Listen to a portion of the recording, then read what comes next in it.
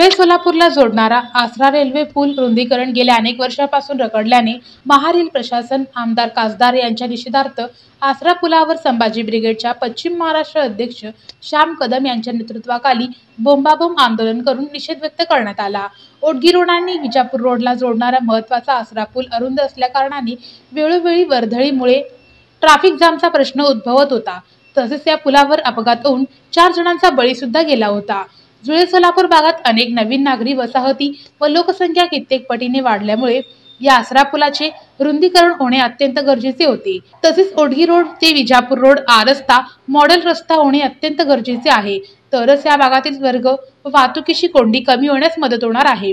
आसरा पुलाच्या रुंदीकरणासाठी संभाजी ब्रिगेडच्या वतीने वेळोवेळी निवेदने व आंदोलन केले होते।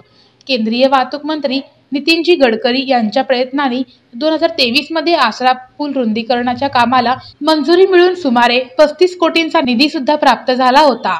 महारेलच्या वतीने जुलै 2023 मध्ये पुलाच्या कामाला सुरुवात करण्याचे फलकही लावण्यात आले होते, पण पुलाखालील जलवाहिनी स्थलांतरित केल्याशिवाय पुलाचे काम करता येणार नाही। जलवाहिनी स्थलांतर करण्यास सुमारे 10-12 कोटींची गरज असून महापालिका व महारेल यांच्या टोलवाटोलीमुळे आसरा पूल रुंदीकरणाचे काम गेल्या 2 वर्षांपासून रखडलेले आहे।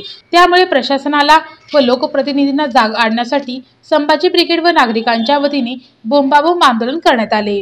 सोलापूर महानगरपालिका प्रशासन नावानं, सोलापूरच्या खासदारांच्या नावानं,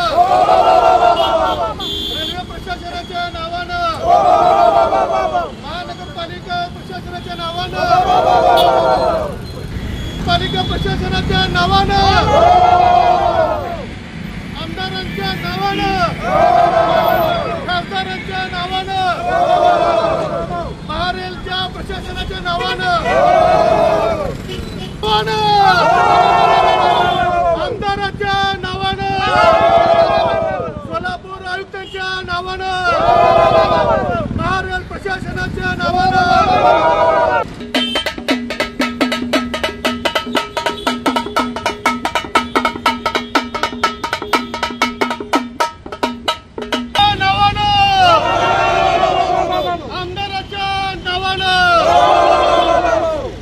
महानगरपालिका आयुक्तांच्या नावानं, रेल्वे प्रशासनाच्या नावानं या जुळे सोलापूरला जोडणारा मुख्य मार्ग म्हणजे हा आसरा रेल्वे ब्रिज गेल्या अनेक वर्षापासून जवळपास 5-6 वर्षापासून आसरा ब्रिज रुंदीकरणासाठी संभाजी ब्रिगेडच्या वतीने विविध आंदोलन करण्यात आली। त्यामुळे 2021 साली आमदार सुभाष देशमुख यांच्या प्रयत्नाने नितीनजी गडकरी यांनी या पुलाच्या रुंदीकरणासाठी सुमारे 35 कोटीचा निधी मंजूर केला। 2021 पासून हा निधी मंजूर असताना सुद्धा या आसरा पुलाचे रुंदीकरणाचे काम रखडलेले होते। वारंवार संभाजी ब्रिगेडच्या वतीने त्याचा पाठपुरावा केला असता या ठिकाणी मुख्य जलवाहिनीचं असल्या कारणामुळे या पुलाचे काम रखडलेले आहे। त्यामुळे हे जिथं मुख्य जलवाहिनी आहे ती जलवाहिनी स्थलांतरित लवकरात लवकर करून आसरा पुलाचं काम मार्गी लागण्यासाठी आज आम्ही संभाजी ब्रिगेडच्या वतीने या आसरा चौकामध्ये बोंबाबोंब आंदोलन करीत आहोत। तसेच या अरुंद पुलामुळे या ठिकाणी 4 जणांचा बळी सुद्धा गेलेला आहे। ऊसाची जड वाहतूक या ठिकाणी सुरू असते, त्या जड वाहतुकीचे ट्रॅक्टर ज्या ऊसासहित खाली पडल्यामुळे 2 जणांचा मृत्यू झालेला आहे। त्यामुळे आसरा चौक ते विजापूर रोड हा रस्ता मॉडेल रस्ता करावा अशी आमची संभाजी ब्रिगेडची वतीने मागणी करण्यात येत आहे। आगामी काळामध्ये जर आपण तात्काळ हालचाल करून आसरा ब्रिज रुंदीकरणाचं काम हाती न घेतल्यास संभाजी ब्रिगेडच्या वतीनं रस्ता रोको आंदोलन करून आणि तीव्र आंदोलन करण्याचा इशारा आम्ही या ठिकाणी देतो।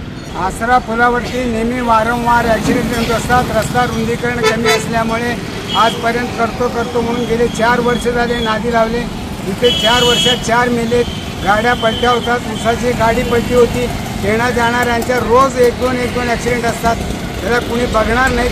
कुणी नुसते रेल्वेवाल्यांनी म्युन्सिपाल्टीवर ढकलते, म्युन्सिपाल्टी कारभारावर ढकलते, कुणी याच्याकडे दाद घ्याल त्याने तेव्हा रस्त्यात लवकरात लवकर रस्ता रुंदीकरण व्हावा। आज राखेलची टँकर होती ती घरात घुसून 22 वर्षाचा मुलगा माझा अपघाती गेला, म्हणजे रोड बारीक आहे म्हणून। रोड मोठा नाही म्हणून या रोडमुळे घरात गाडी घुसलेली आहे. आम्हाला भीती आहे की ऊसाचे ट्रॅक्टर चालतात, वाहन चालतात, त्याच्यामुळे गाड्या घरात घुसते ती. यावेळी संभाजी ब्रिगेडचे श्याम कदम, जिल्हाध्यक्ष संभाजीराजे भोसले, शहराध्यक्ष शिरीष जगदाळे, महिला शहराध्यक्षा मोनाली धुमाळ, कार्याध्यक्ष अरविंद शेळके, संपर्क प्रमुख चित्रगुण माने, शहर उपाध्यक्ष माधुरी चव्हाण, शहर उपाध्यक्ष मनीषा कोळी, राजनंदिनी धुमाळ, दक्षिण तालुका अध्यक्ष शेखर चौगुले, काझी ऐधर, महेश गुब्याद आदी उपस्थित होते.